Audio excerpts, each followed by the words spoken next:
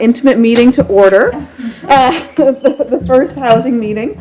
I'll share the agenda with you folks since you're here. We're going to be talking about the housing action plan that we received. We're also going to be talking about permeable surfaces, and then we'll be talking about your issue, that's the time to address council. So the housing action plan would be super interesting if you'd have the opportunity to read it. Excuse me? Didn't even know it existed. Well, we just got it. It's very exciting. It's a very, very beefy document. Mike, maybe I would invite you to come and just sort of do an overview of it. And then I want to move forward with that.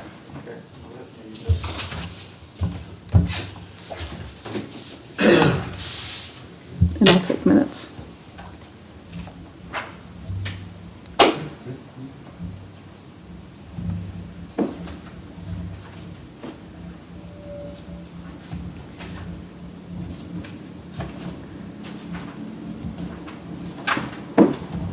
Start talking and have my back to you, so I get this. Yeah. So good evening, everyone. My name is Mike Skelly. I'm the Community Development Director for the City of Norwood. So from my understanding, probably well over a year ago, the mayor was approached by LISC Cincinnati. I can't recall what their acronym is. The university, Xavier, has a special community development section, almost like a think tank, and then also the Hamilton County Planning Commission. So there was money available primarily through community development block grants, and essentially they pooled it and allocated to the preparation of 5 of these things. And essentially what this document is, if you ever heard the term either a comprehensive plan or a policy plan, that's what this is. The City of Norwood does not have a comprehensive plan. Last year, year before, they actually completed the first time almost a commercial Main Street plan, which is entitled Relaunch the Pike. So essentially this was going to act as our quasi-comprehensive plan. So that was finalized in August. We had a quick kind of internal staff review. I looked at it, a few other people. I really didn't have any concerns. My background's a land use planner, so they seem pretty straightforward. It's a fairly meaty document in terms of very data intensive.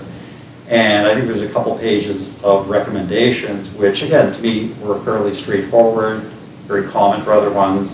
And there were some maps. And that was the essentially essence of it. So at that point, I asked the mayor, well, what do you want? Because I was getting, cajoled into get it to council. He said, well, we might as well wait for the new council to start in January, so that was what occurred.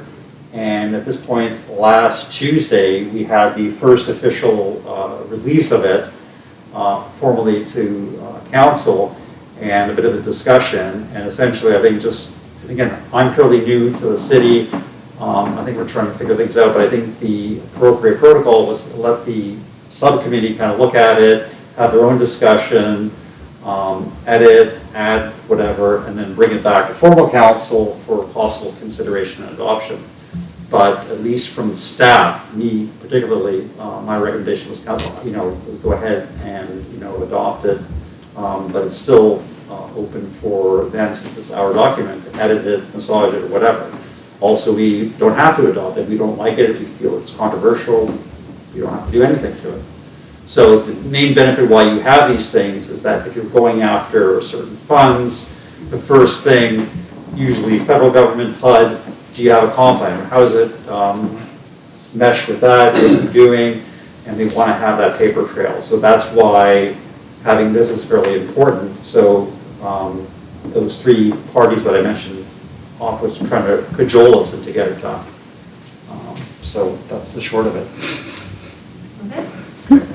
Again, so we have copies I can email you if you want to. Is it something that we can put on the city website? Absolutely. So I could talk to whoever the webmaster is, and then Like we TA. could, we could throw it on. I think that would be fantastic. Yeah. So. It's very, I mean, it's very, very beefy. Lots of maps, lots of income ratios. It had some information I had never seen before. I mean, it's really a very, very thorough, very, very interesting. I'll share that I did have a conversation with the city manager of Silverton, which they had a similar, they had their own document done. And they have already proceeded, they've already adopted it, they're already starting to implement it. So I'm going to recommend that we bring it back to council and have it adopted. I'm happy to have more community input. I don't see anything concerning in it. It's simply a plan. It's not nothing is written in stone in terms of what we do with it. So I was hoping that Burden could be here because I know that he had, I felt like he had some more questions about it, but I can talk with him later. So did you have any thoughts about it? I don't have anything much to add. I also think we should recommend it. It's very thorough. It revealed a lot about Norwood that I wouldn't have guessed.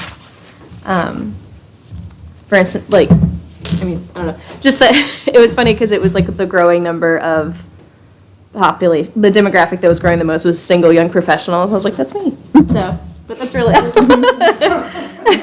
so I'm here to represent. But that's about it. I think it's very thorough. It seems like it's very well done. It's also, I think, very readable. And if you're interested at all in the demographic, I think everyone who lives here and is interested in housing should certainly read it. But I would also recommend it for council. I think it's a very. My question is, knowing this would be fairly broad, was how it relates to our specific issue that we're having right now.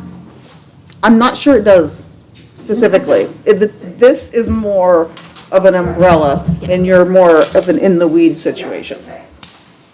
The next thing that I wanted to talk about was the non-permeable driveway. 2 council meetings ago, the Stantons came and presented their issue with the gravel driveway. Although I'm not sure I'd call it a gravel driveway. It's really a lovely piece of work. Unfortunately, it was against our zoning codes. So right now, it is not in compliance. Mike is looking into if we can make it, how we can rework it so that we can have non-permeable surfacing that is still attractive and, doesn't have gravel going into the street. It still needs to be engineered appropriately. So, Mike, I'm going to ask you again, if you could say a few words about that. Just on that thing, I wish I was slightly better prepared. I was just trying to find the actual section relating to that. So I don't know from the hearing, do you have the citation for that The section? Stantons aren't here. Okay, sorry. That's all right. Okay. So anyways, there is a definite section, it kind of escapes me at this section, I was just quickly finding it, but the way it's written, it's reasonably clear as to essentially driveways, commercial access, alleys, all those things, but definitely for residential drivers, the intention is that you should have a kind of a stable, hard surface to park on. And, it mentions asphalt, concrete, and again, without having heard, I think there's, some limited flexibility. But the intention really is that loose gravel, stones is not appropriate. Now, that said, for the last 20 plus years, there is a term either porous paving or permeable paving. And essentially, that can be both sometimes concrete, asphalt, or when you have like geolocks, decades ago you used to have those kind of squares where you could park and then grass growing through. So there's a number of long-standing and more new engineered practices. And I say engineering because it's like, okay, well, there's not too much engineering with regards to just having these little blocks or even like Belgian blocks. But the key thing when you talk to engineers or the manufacturer, there are standards how these things are laid on a good base, et cetera, and built up. And again, not to be absolutely precise, but so if you look around our streets, sometimes not having a good stone base, you're gonna see what's gonna happen very quickly. So, that's the short of it. So essentially on the extreme ends, stone is a no-no. We love concrete and asphalt, but the compromise, and especially in light of whether it's climate change, stormwater recharge, it's the middle ground where that makes sense, and a lot of municipalities have been instituting that. So, you could go on the internet and without too much effort, in minutes, get hundreds, and probably even located within Ohio, that they have already incorporated into either city or township zoning ordinances or land development ordinances. So I think from my understanding, there's some traction right now to allow for that, and I think at least from staff, again, I'm somewhat new, but I don't think there's any hesitation. Just want to make sure that it's done, designed, and then more importantly, installed correctly. Having our 5-foot lake in the middle of Ashland and Ellesmere, we support that. Swimming terminal, that the rainwater can go into the ground. Yeah. So that's the short of it, but, that's the thing. So to me, let's say as a planner sometimes, when I saw it originally, I thought there could be maybe some flexibility. Because part of the thing with ordinances, zoning ordinances in particular, you can have a more generous or liberal interpretation. It just depends who's interpreting and how. It's also based on precedent. Okay, it's something new. They don't really like. I'll give you the for instance here. I was surprised when I came here that fences on your front yard, it's verboten. It's like that really surprised me. It's like, anyways, but that's a hot button issue. So I didn't try to rock it. But to me, it's like, well, why? And if I can, I don't want to say fix that, but have discussions about the need, and it's very time consuming and it costs money for people to go through the BZA to get their approval. Is there other ways to look at that? Yeah, or if you live on a corner, to put up our fence, we had to put in shrubbery. Yeah. And we can't even see the fence behind that shrubbery. Yeah. But if we needed to, you can. And our house had an Yeah. existing fence, and when we went to replace it, they said, you can't replace it. Because you're not allowed to have this, and it's like, it was already there. A tree fell on it, we had to replace, it was there when we bought the house, we were replacing it, so. Yeah, so essentially, I'm aware of it, I'm kind of working on solutions with the protocols, like I need to get kind of direction, so I have a little bit of a direction now and a green light from Planning Commission. But I guess for the purpose of tonight's meeting, obviously you have concerns, this is the great venue to also provide that, and they can take action either directly to the council or the Planning Commission or, through the appropriate channels. So. Do you have any sense, Mike, when you might have a completed document for the permeable surfaces? Yeah, I don't think it would take too long. So Wednesday at 3 o'clock, we have the Planning Commission meeting next. And last month I did release something like, 29, 30-ish various suggestions. That was one of them. So I was asked to kind of summarize and combine these issues and to look at what's immediate, what's pressing, what's considered like low-lying fruit.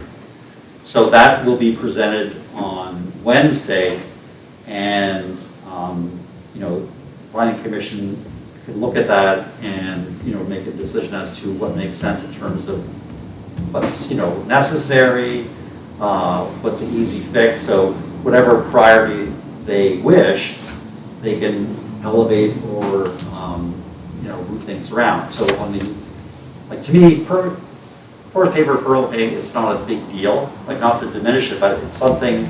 Like I said, there's a lot of stuff on the internet. And once you get your hands around it, you can probably write up a policy fairly quickly. On the extreme other end, which is I don't know if you guys heard planned unit developments, PUDs. That's the animal that was used to approve Factory 52. That's a very meaty discussion. That's going to take me a while But even that, I already have a draft up my sleeve. I just need someone to bless it, then we start discussing it. So. All right, thank you. So now, let's hear about your situation, and Alexis, did you get the email? I did from Mrs. Burke. So we have a little bit of information, love to hear what you have to say. I did drive by, but I think I was looking at the wrong building, so I'm pulling it up on Google Maps to try to refresh my memory.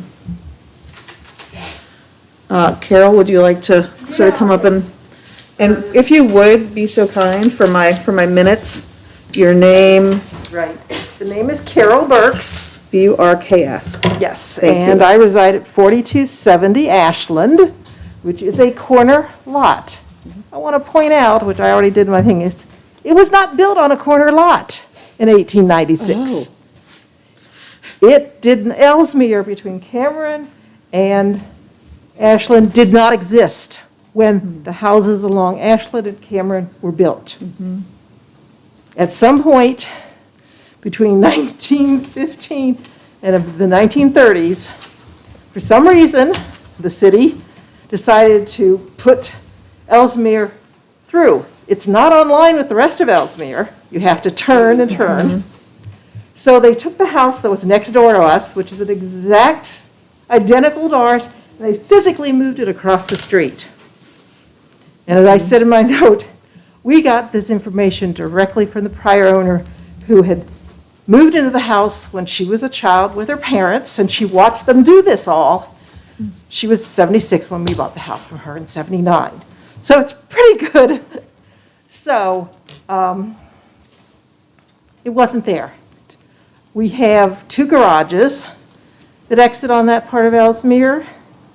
We have the parking lot for the Cameron Avenue Church of God. And there used to be at 22 Cameron, which is the property in question, a garage at the back. At some point in time, it had gotten down, it was taken out, and eventually they took out the driveway. But the driveway was there when we moved in. The driveway went out just not too long. Yeah, fairly Within the recently. next 10 years, I think. Right. So, and then you have the little driveway for the 4-family that sits on the corner. You mentioned that the Planning Commission, apparently the Planning Commission had this proposal taken to them in the fall by the developer, the owner of 2200 Cameron. And they apparently said, oh, green light it, except once you get the zoning variance from the zoning board. Now, there is no street number, because no lot exists. And he's proposing to put on a very small, single-family dwelling, taking the whole backyard of 2200 Cameron, which is a 3-family, and put a little house on it. They want setback from, it should be 20 feet. They want it to be 15 feet. In the back, looking over their next-door neighbor in Cameron, it's instead of 15 requirement, they want it to be 12.5. Nobody had any idea that this was in the works until some of us, but not all of us, got notice of the zoning commission meeting on January to approve this variance. We were astounded. It's such a tiny little bit of grass, but technically there is enough there. I mean, the planning commission didn't say that the zoning variance was for the size of the lot. But what happens with the size of the lot for the 3-family? Is that still sufficient for the number of people there? The planned house is going to be very small. What had been taken from the developer who owns 2200 Cameron was this picture of basically a house that looks like it's part of a townhouse, metal and steel, with a first floor garage, 1 story, an entrance, and then second story is your living and then your bedrooms. it's gonna be, look so horrible, and not attract the same type of families that are moving into and wanting this part of Norwood. These are family houses. These are houses that people want those big rooms. As I said, where are they going to exercise their dogs? People walk their dogs, and there's plenty of walking space, which is wonderful, and that's one of the attractions. But a lot of people do, let their dogs out, late in the evening, okay, do your business and such. There's no yard for any of the dogs to do that or to play with them. And we're very upset that the zoning commission, when we spoke with them, seemed to dismiss our concerns about sewer. We've got a major problem. Capacity is insufficient. It has been insufficient for decades. To add any more, where's the logic in that? They seem to think, oh, you can build it such. It doesn't work that way. You take away, really half or more of the ground space that might absorb some of the rain. It just adds more. And, the people building there, they're going to have flooding problems too. If we all have it, they're going to have it. Why not, fix the problem, which I realize is Metropolitan Sewer District and such. And most of the houses along Ashland were built before any sewers were put in. And as I said, you can tell that Ellesmere came in late because they put in a 10-inch line for that street because that's what the time, Well, Ashland has an 8-inch line, but they go in and it doesn't work. It does not work. You don't add more to that. That's foolish. I don't think we're anti-development at all. It's just in the right situation. With a proper lot that looks like it belongs in the neighborhood, the type of family situations that you want to have in the neighborhood. We're getting a lot of lovely young families. There are more people walking dogs and kids and strollers than there ever were when we first moved in. We're the older ones, we're not going to have to live with it all that long. But as far as, selling our houses, if you look at something that is, that out of place, and I think it'll bring the pricing of houses down a little bit. Because, one of the houses, particularly if it's sold to an owner-occupied, because that's the developer wants to build it and then sell it. Will it stay owner-occupied? The other little house that's on Ashland, it's always been a rental once the old man who worked at GM died. And I think it's probably been Section 8 a lot. Fine, no problem, But, it doesn't build community. And it's very, very disappointing that the zoning department, we've all dealt with having to get approvals for anything we did. They had to rebuild their garages.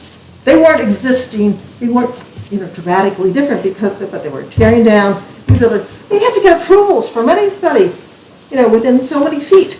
No one ever came to any of us to talk about building something that we see every day as a green backyard. Like, why is all of a sudden zoning isn't being enforced when it's been enforced very much for the rest of us, doing something that was pretty straightforward and not really causing problems?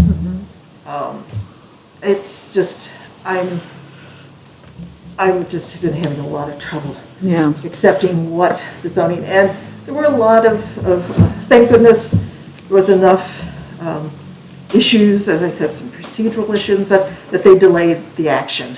But they seemed to be all for it. And we were stunned, is the best way to describe it. So my understanding is that this is going to be at the BZA meeting on the 16th? Yes. Yes. at 6. And that you can go there and express these we will, exact again. same concerns. Again, which- again. Okay, yeah, which I think is really appropriate. Is there something that you would request of us at this point? Because Well, it's. that's what I'm trying to figure out, how sort of, where does the decision-making get? Where does the influence go? I just, I don't know enough about the workings to know, who makes the decision and who's pulling the strings, let's be honest. And why there was no communication. The communication From who from the to, planning. from the planning commission or the from developer? Planning commission, the developer said he sent out certified letters, only 2 of us got them. But they weren't certified. They weren't certified, okay, they weren't certified. And it's like, yeah, it just doesn't make sense. It seems so foolish. What's driving this desire to build a single-family house and make some real estate dollars off of it? It's not gonna be that much. It's gonna put things onto the infrastructure, maybe onto the schools, hard to say. But, yeah, I'm just very frustrated. I totally understand that. Don't know, how to proceed, because we don't seem to be listened to. I couldn't believe that the zoning was, saying, oh, well, the water runoff and such, it's a bigger problem. It's not having to do with this individual one. They won't create that much of a problem. It's the church. I'm sorry. We got a problem already. You don't add to it. Where's the common sense? And, yeah, I'm just very, very frustrated. Yes, sir. Other questions?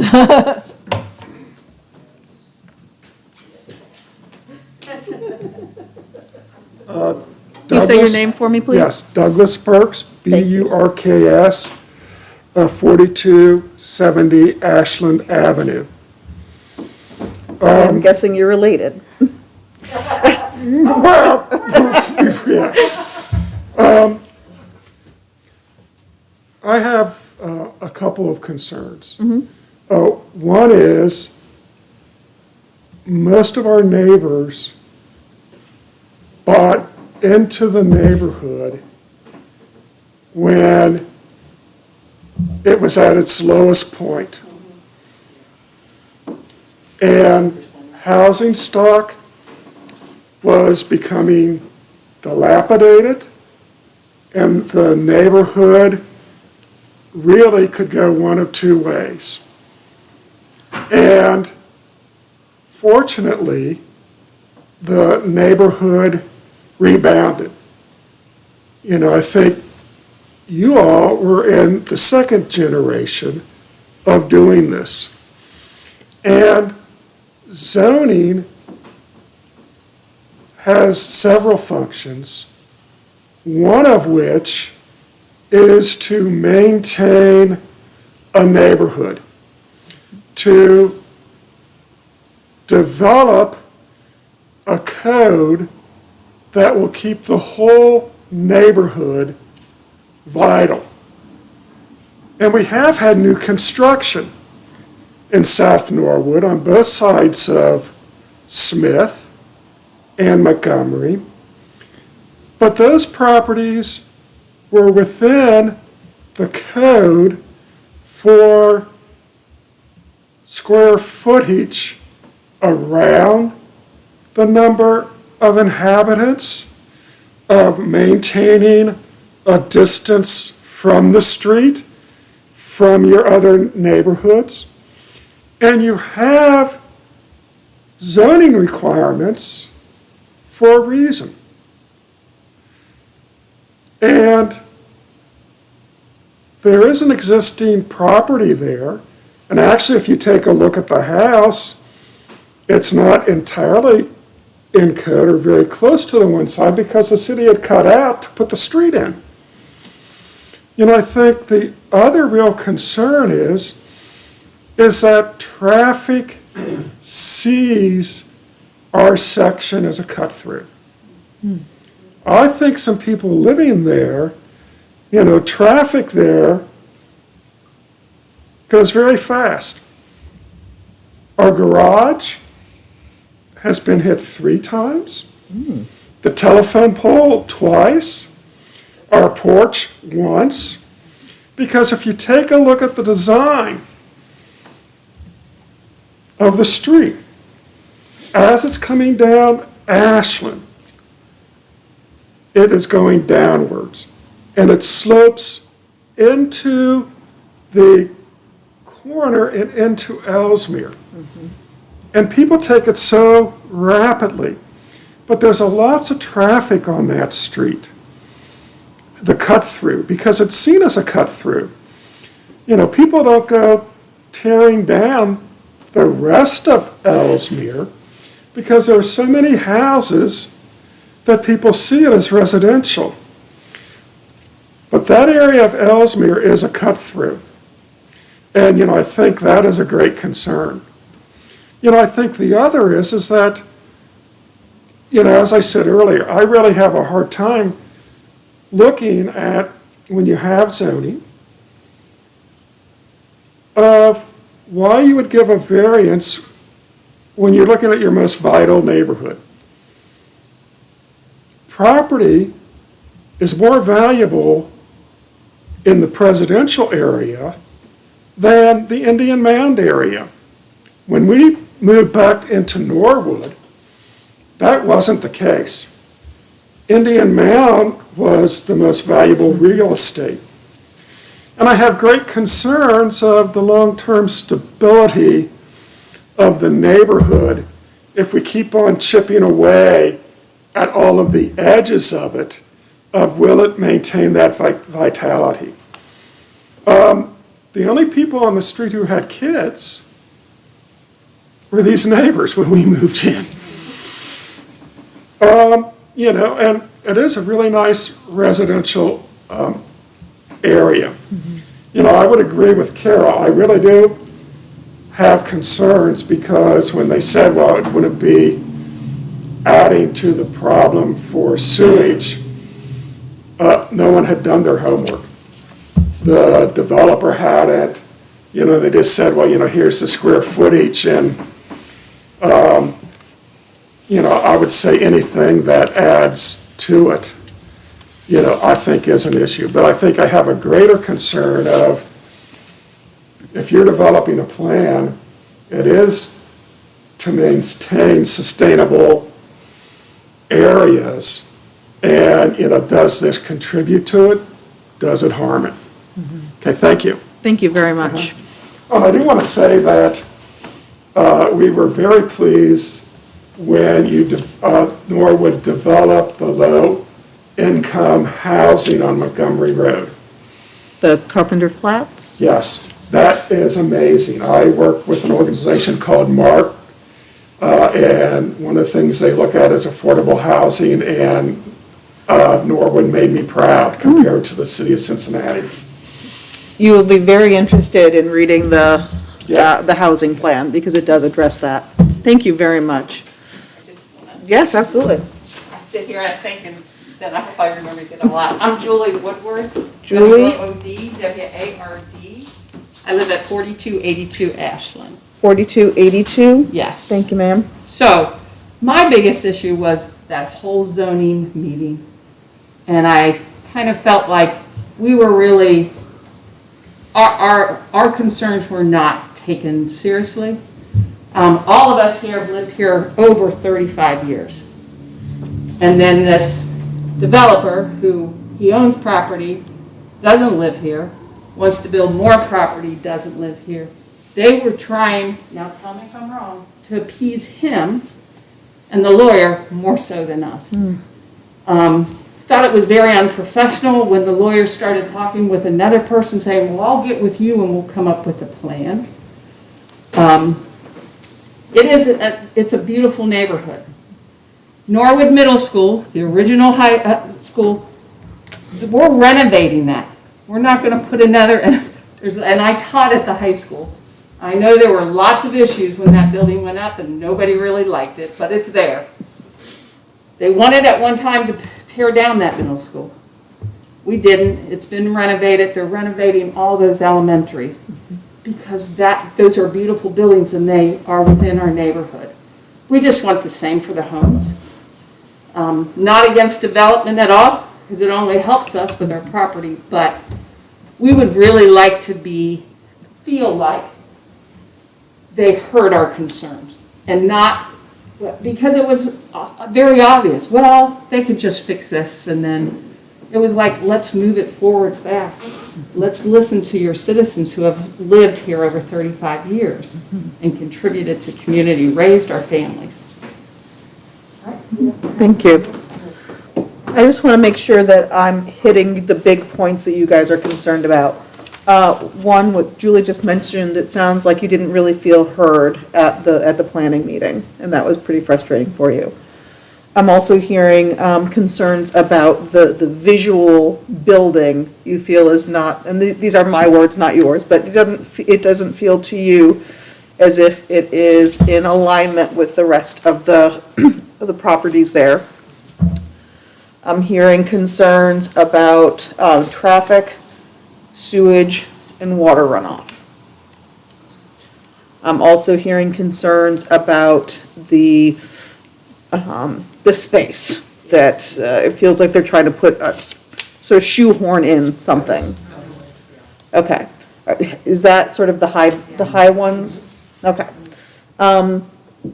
So again, what I sort of said at the top was, this is going to be going back to BZA.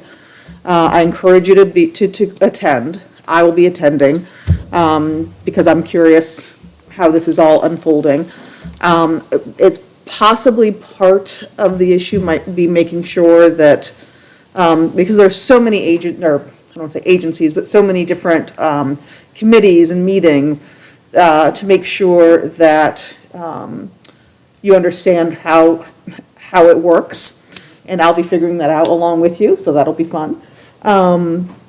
I do want you to be sure that I hear your concerns, and I take them very seriously. And we will definitely be following up on that. Definitely go to the BZA meeting and voice your concerns again, so they're on the record. It's important to have that. And do we have anything else?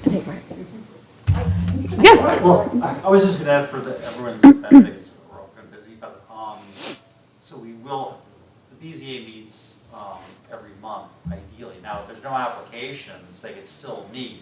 What I would suggest in terms of this particular application, my gut feeling, they probably won't have anything done for that upcoming meeting.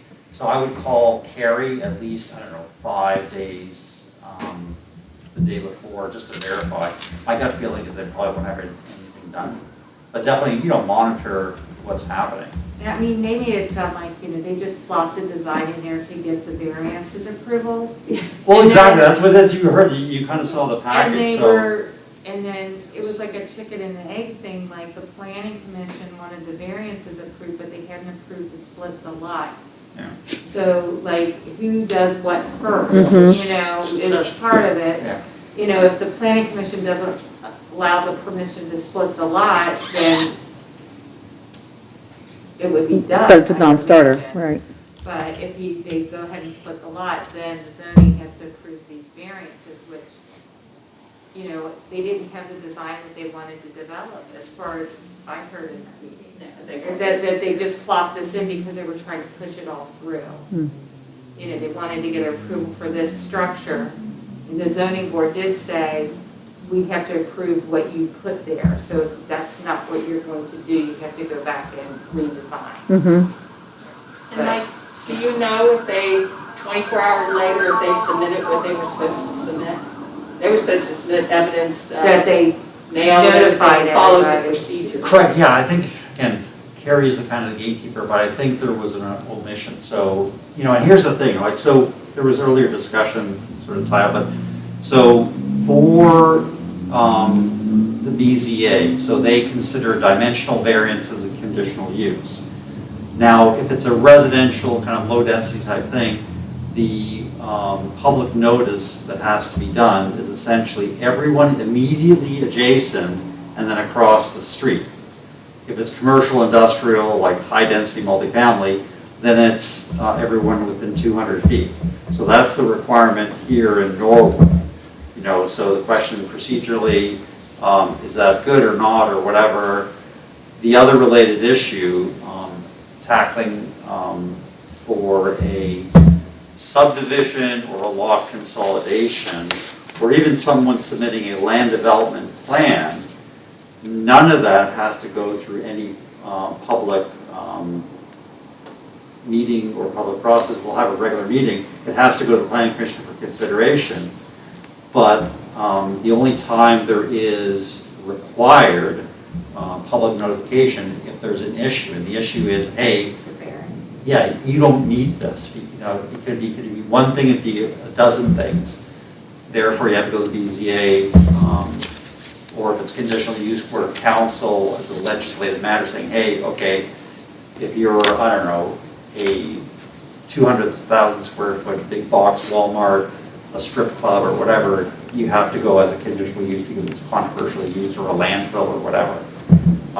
So those are the kind of procedural issues that we have to deal with, you know, for better or for worse. And again, that's not uncommon, having practiced planning in other states, including candidates. It's like, just depends sometimes if it's squeaky clean, there's no issues, it blasts through. Right. And I've been in many meetings, well, this is a major development, why weren't we notified? And it could be 2 units, it could be 200. Yeah. But if it's 200 townhouse units that meet zoning to the letter of the law, go, Yeah. you know. Yeah. So This that's, is an issue because he's got to get variances because his property does not fit yeah. Right. It's too in the small. lot. Yeah, but Where he's the got fact that a he's split. subdividing, Yeah. that doesn't trigger it. Again, and here's the thing, so the chicken and egg situation, it's a valid point. I was kind of debating that. Some people say, well, why wasn't it just approved? And my argument is like, well, once it's approved and you record it, now you have 2 separate lots. Right. The fact that you have a lot containing that existing triplex, or, you know, the Yeah, apartment, yeah. and now you have a smaller lot, obviously it's good for the developer, because he says now there's no argument in the sense that it is a lot. Now there is a hardship, hey, I have this lot that can't be Right. developed. So for me as a land use planner, saying, well, hold on a second, you really should get the zoning cleaned up before we carve up something, because if I take a piece of steak or whatever analogy, you cut it in half and here's your piece, well, I can't do anything with this. You know, so then it becomes easier to make argument, well, now give me something so I can develop it. But he's also creating his problem by splitting it, then almost like both properties are out of. Correct, and just to give you background, so the BZA, they're a very powerful body. They are a completely separate, completely autonomous, quasi-judicial body. And for a variance, there is criteria, and it's under state law, that they have to satisfy. So if they can satisfy those legal tests, they're probably very apt to get it. This board, again, similar to other places where they try to say, okay, fine, can you do this, or is there a compromise? And that's still well within their role as a quasi-judicial to look for a middle ground. We could debate, hey, maybe you should be doing that, or whatever, because that's well beyond. You should only be going yes or no based on an up or down vote on satisfying the criteria. But there's nothing untoward from working in other places where you have a more proactive BZA saying, well, hold on a second, you know, if you do this or whatever, maybe you can go back and meet with people and come to a compromise. Sometimes that's a more proactive role of BZA, but it's nothing necessarily wrong that I've seen. It's just how well it's done and how well the community is brought into understanding that road. So that's hopefully an explanation of just, you know, procedural and substantive issues. But you know, I've seen better, I've seen worse, but there's not anything that's far off the grid. So. And you do have my email address, so I encourage you, if you have any additional questions, feel free to email me, feel free to give me a call.